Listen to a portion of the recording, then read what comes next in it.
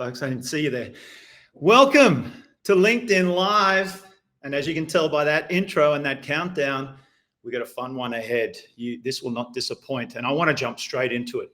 My guest today, I'm Marc Stcherbina, by the way. In case you didn't know, you're on my page. And we're going to drop some truth bombs, some golden nuggets. And like I said, I want to do it immediately. Our guest today, Amber J. Lawson. So Amber J., who's a dear friend, is a luminary in change, entrepreneurship, and emotional intelligence. She has a background as a former international media executive, an Emmy nominee, an entrepreneur, and she passionately trains Olympic athletes, career-driven mothers, entrepreneurs like herself, and CEOs in the art of change through harnessing the emotional intelligence and also liberation and joy. You're about to see the joy that this woman emanates. Her infectious enthusiasm and determination provide the catalyst for divine inspiration. That's Amber J's word, divine inspiration and meaningful change, which is what we are about to talk about today. Welcome to the LinkedIn Live stage, Amber J. Lawson. We need the song again. We need the song. I know. Where's my song? I don't give up. Beep. What did we? Okay, so Amber J., let's bring attention to the consistency of our title today and your appearance. So we've got half of your hair, a shock of blonde, the other half coming in hot pink, sunnies on the head. Clearly, this is a woman who doesn't give an F. Am I right? I don't give a fuck. There it is. Okay. So that's our title today. Among many other things and many other topics that you are an expert in, we felt that this is a really, especially at this time of year, right? People are having their New Year's resolutions and new year, new me, all that kind of stuff. So I think it speaks into that where people are either reinventing or they're taking stock, really going inward and seeing how they're living their life and how they're showing up. And this is on LinkedIn as well. So we're going to talk about that in the context of the workplace. So let's talk more about our zero fucks era. There, I said it. Whoa, see, even saying it has a response in our bodies. And it's not throwing the baby out with the bathwater. It is not blowing up our lives. There are things that we care about. What we are talking about is the invisible rules we follow, the things that we think we're supposed to, that we should all over ourselves be caring about and spending our time when it really isn't in alignment with who and what we are. But the thing that happens, in my experience, is as a woman entering your 40s, 50s, and 60s, this is my zone of genius, working with women in their 40s, 50s, and 60s, going through change in their career, their relationships, and aging. And everybody has this awareness. It is, frankly, the patriarchy. It impacts men and women and non-binary alike. And when we have the awareness, the clarity, when we slow down long enough to know what we want, then we can take action and clear out all the shoulds, clear out all the things, the invisible rules we're following. And that, my friend, is entering your no fucks era. Couldn't have said it better myself. I want to dive because you couldn't say it. You're right. I need to enter my zero fucks era. I mean, we like to say and we like to think that we're in it in certain ways, but you talked about the invisible rules. I want to dive a little bit deeper into that. Like, what has people so afraid or stuck following the status quo and not being in their zero Fs era? Well, there's a couple of things. One is it's 4 areas that invisible rules fall into. And so in my Women on Fire program, when I go into corporate businesses and I meet with the C-suite, the leadership team, we look at what are the impacts of my upbringing, my culture, that are the lens in which I look at making decisions. Because we're all human beings. We all have a lived life experience, and we come to whatever table we're at, whether it's the boardroom table or the kitchen table, with a lens of inputs from experiences outside of ourselves that we've congealed into how we walk through life. And those 4 areas are religion, education, our pop culture, and I don't know why I'm forgetting the last one. It'll come to me. Pop culture, religion, education, and family. Yeah, family. Hello, family. So those are the 4 areas. And so we have like a list that we go through of like, am I supposed to be the smartest person in the class? Am I supposed to excel at everything in life? And I know that this is something that I took on. I took it on when I was in high school and I didn't make cheerleader the first year. I was like, well, then if I'm not cheerleader, I am going to have the longest accolades in the back of the book. Right. And I had to be great at everything. Now I was cheerleader the next year. In fact, I won Spirit Queen, but you can't deny this. This is coming out. But so those are the invisible rules we follow are what our parents, our religion, society, and our family puts on, our education puts on us. And I'm not putting this as fault either, right? We only know what we know. Our parents, our educators only knew what they knew, and it was for what they saw as the betterment of us, for us to succeed in society, for us to succeed in corporate America, which is very brilliant segue into where we're going next. Thank you very much. But and is that mine? That's really what the no fucks era is. Like untwining what is your parents or society, religion, or education, and choosing what is your truth, what you actually want, not your partner, not your boss. What is true for you? And this is so important in any work environment because we need other points of view when we are creating product. Otherwise, we are making it for one segment and it can hurt other people. Mm-hmm. A woman is a great example of that. The seatbelt was developed for a man. It can harm a woman to wear a seatbelt.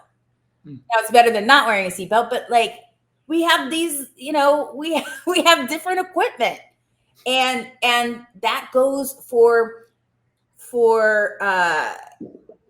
doctor visits and clothes, and it runs the gamut of everything. So in the lenses in which we look at things, the invisible rules we are following, choosing what I want, my truth.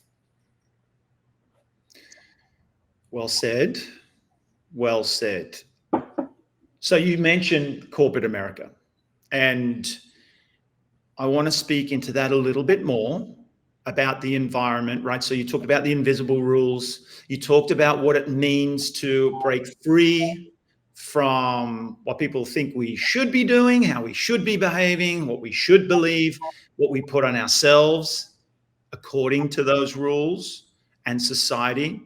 And that's very prevalent and has been obviously in corporate America. Let's use that as an example, but the workplace in general. Now it is changing. You also talked about the patriarchy.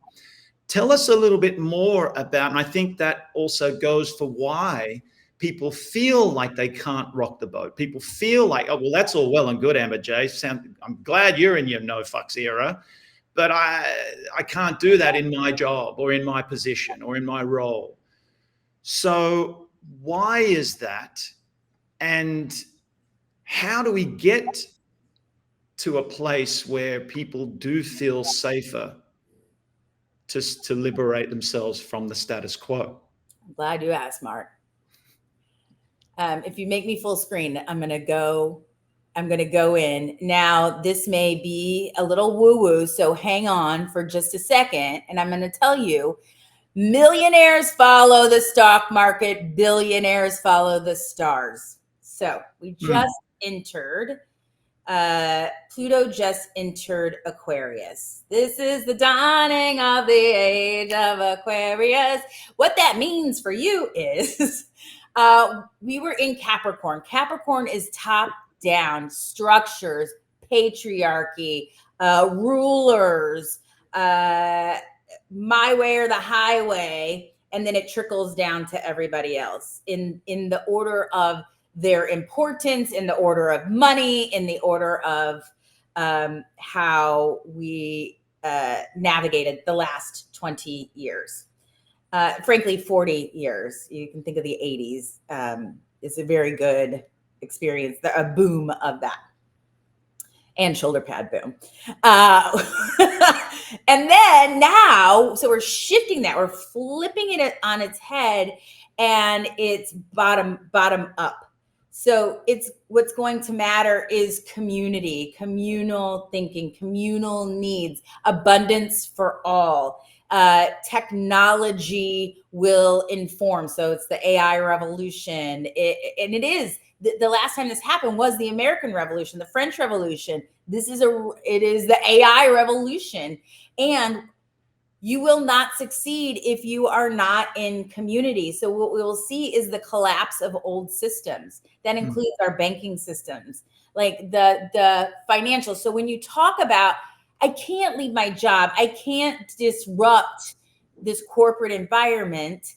And we were talking about this of the golden handcuffs of when I am in corporate, I can't speak my truth because I will rock potentially. The potential of rocking the boat, it creates fear that I might be kicked off the boat, right? And so I want to not rock the boat. I want to stay in the boat, and that means status quo. That means mediocrity. That means yesing,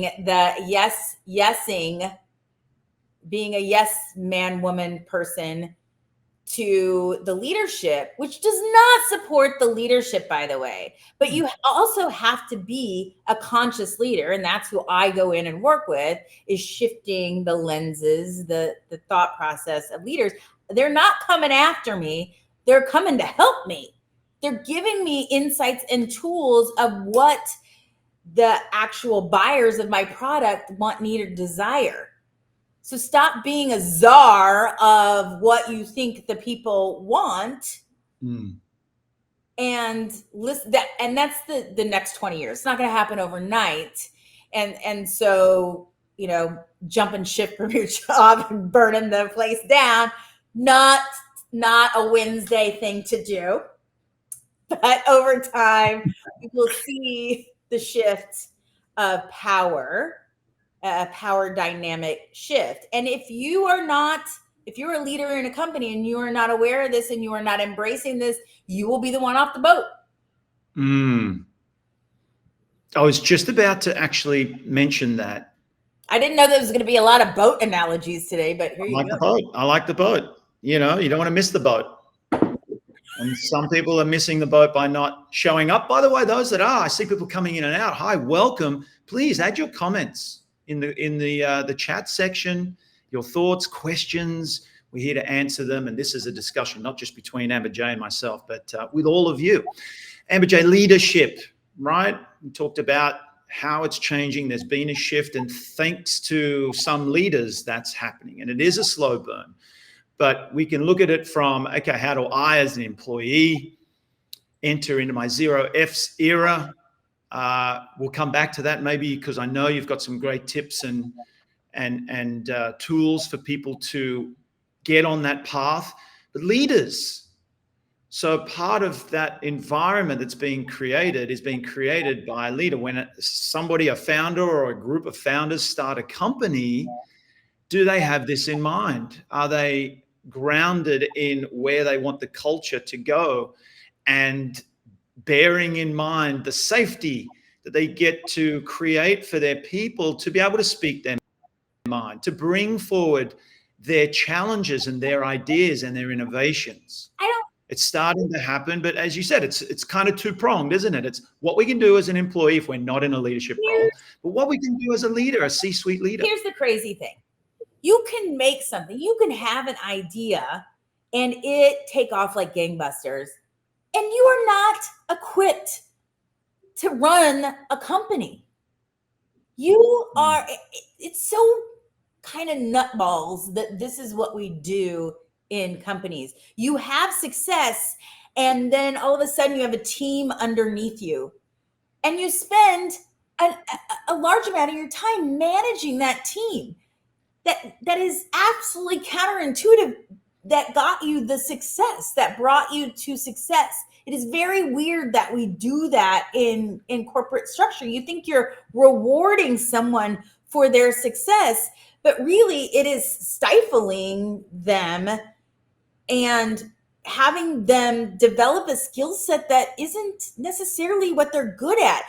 And this is what we do with C-suite and leadership. Not all leaders in company structure are meant to lead. They're idea people. They're creators. And then we try to smush them into like, oh, you need to go be the spokesman out there, or you need to be the leader and motivate this company. Well, that may not be their skill set. And is that really serving the company? Is that serving the employees? There are other people who are better at that, of creating community, of fostering growth. It's a very feminine trait to foster and nurture people and build their new muscles, their new abilities. Doesn't sound like I, sit and I code all day. Different thing, right? And to put on, listen, it's all made up. Everything in our world is made up. So to put on that someone who created something that our world needed or liked or adopted or took on also has the skill set to be a great leader. Yes, it's developed over time, but that is why it's so key for people like you and me, Mark, to be in with these people. Like, they have trauma. They have mom, dad issues. We all got mom, dad issues. And we're bringing that into the boardroom. The lenses in which we create decisions. You see that in our politics right now, where men are making decisions for women's body. Stop it. Knock it off. Not yours. Whoa, did we just take a whole different direction? Actually, look, I want to stay with this. I want to stay with this for a second, this corporate environment. And there's obviously many examples of where it can be broken. You're a great storyteller. You're a coach. You coach CEOs. You've been in many companies to help them with their organizational culture. Do you have a real life example for us that might kind of relate to people, and they'll be like, oh, that sounds like my work? Are you talking about the one that I heard this morning? Maybe. Okay.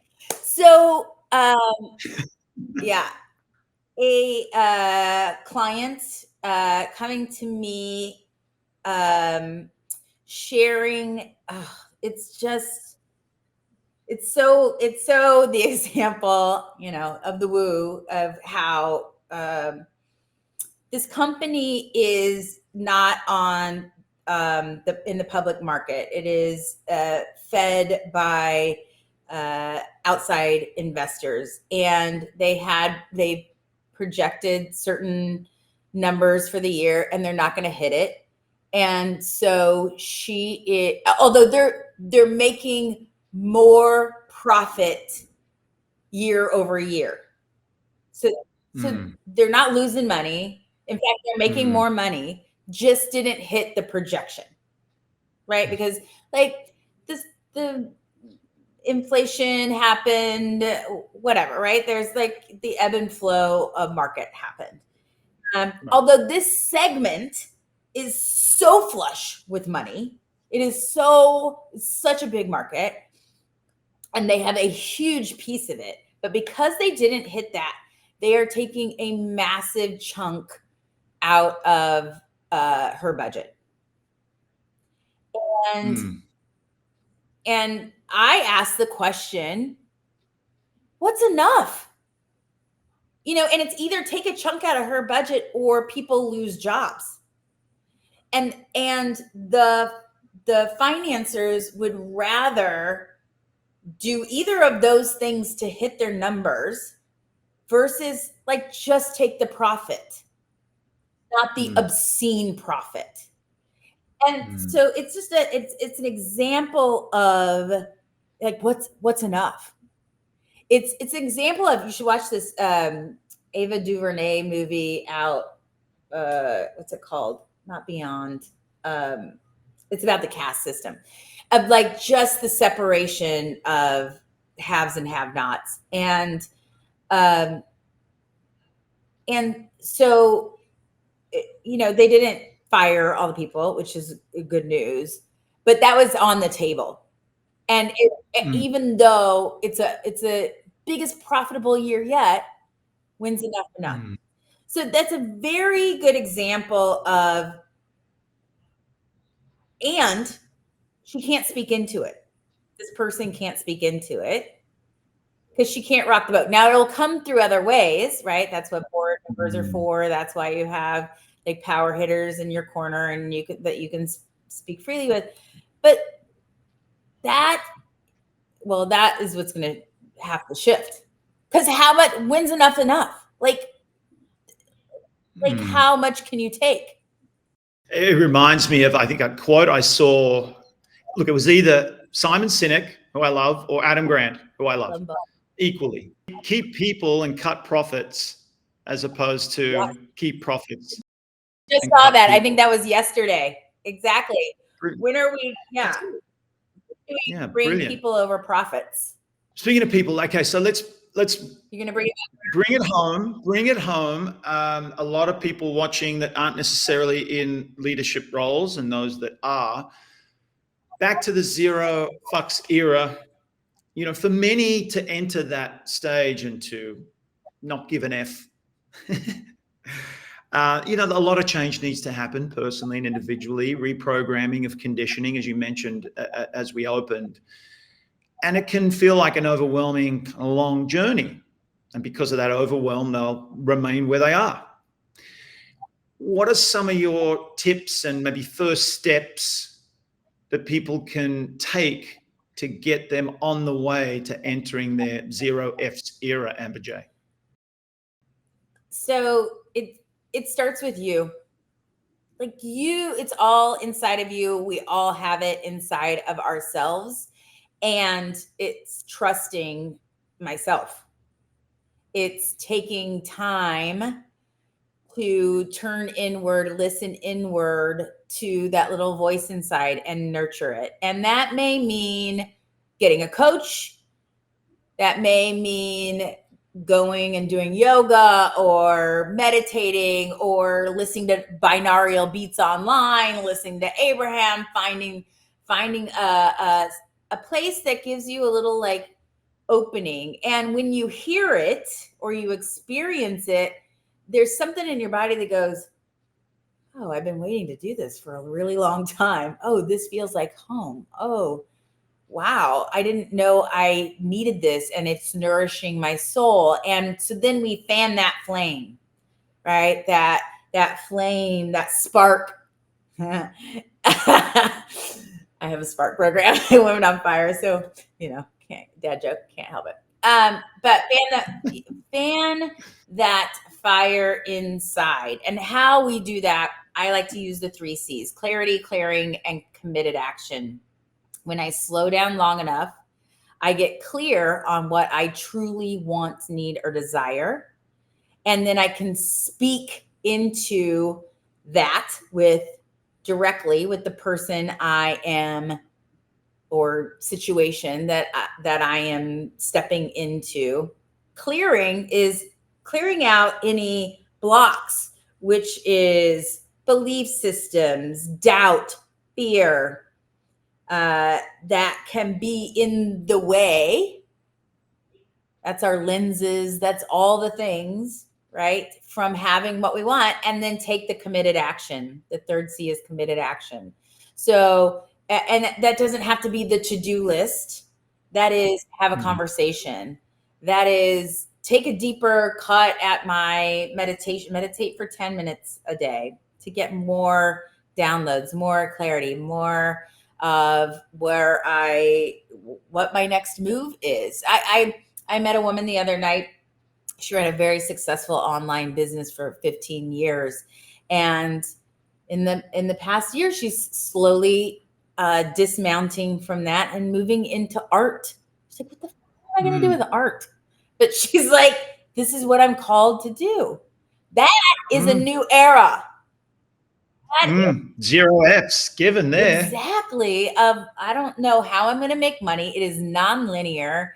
And this is what my heart desires. This is what I'm actually called to do. This is the gift I am meant to give on the planet at this time. And here's the thing. We don't slow down, especially if we're busy working career moms or dads who have like lots of inputs in our lives, that I can just put one foot in front of the other. I can't even think about me because I'm putting so much on output. If you put all the output in when they all leave, because they all leave at some point, they're all gone. You don't get out of life alive. They go on to their lives, which is the whole point. We launch them into their lives. We leave a job, like by choice or by crook or whatever, right? And then you are a shell of who you are. Well, this is the sign. If you are looking for a sign, there isn't a signier sign than this. Knock it off. Stop it now and slow down and refill your cup. Get clear on who and what you want and desire in your life, and you will be a more desired human being. You will be a magnetic human being. When you're just a cog in the wheel, you're an expendable cog in the wheel. That was the end of my sermon. And that was my TED Talk. Powerful stuff, as always. And time's gone so quick. It always does with you, Amber J. I don't know how I'm ever going to keep these to 20 minutes. I think it's impossible. But we gave it a good nudge. We could keep going, but we're not. I'm going to cut you off. That was a mic drop moment. Yeah, but what I need to do is let the folks know how to find you, how to book you. You'd be crazy not to book this woman for a motivational talk, a coaching program, whatever you and or your company needs. How do we find you? AmberJLawson.com. You have a ticker? Look at this fanciness. So this is news style. Click it. You can't click from the screen, but go type it in. Amber J's name, Amber J Lawson. Don't forget the J.com, and you'll get everything you need. It's a wonderful website for a wonderful human being, inspirational, doctor of change. What makes you a doctor of change before I let you go? You should ask, because both Mark and I were in a PhD program where we are doctors of emotional intelligence. True. Makes me laugh every time you call yourself a doctor. But according to the program, we are. That's where it starts, people. Thank you, everyone, for joining us and listening to some golden nuggets. Take them away. Begin your zero fucks era. Start the journey, step into it, because I know a lot of you are listening saying, I need to do that. And thanks to Amber J for igniting the spark and fanning the flames. Amber J, it's been a pleasure as always. Thank you, Mark. All right. Thank you, everyone, again for joining. Stay tuned. Next week, it'll be me again. That's my pattern that I'm stepping into in 2024. We're going to have a guest every other week. And in between, I'm going to step in and do a little solo live and impart some of my knowledge and experience from being a leadership coach for athletes and also for business. Thanks again for listening and watching. We'll see you next week.